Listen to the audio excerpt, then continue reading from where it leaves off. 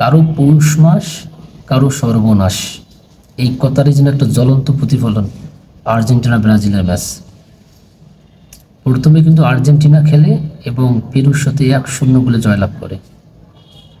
এবং দ্বিতীয় যে ম্যাচটি হয় সেখানে ব্রাজিল এবং উরুগুয়ার তারা কিন্তু ড্র থাকা অবস্থায়, অর্থাৎ 1-1 গোলে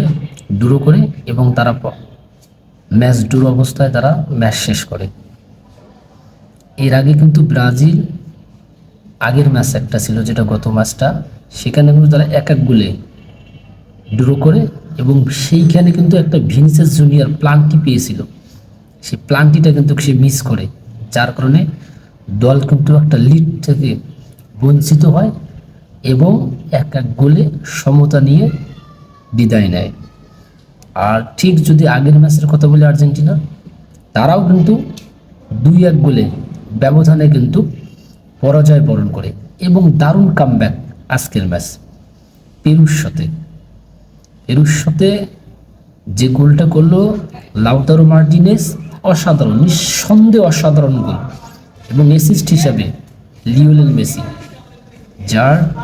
অবদান ফুটবলে অনস্বীকার্য।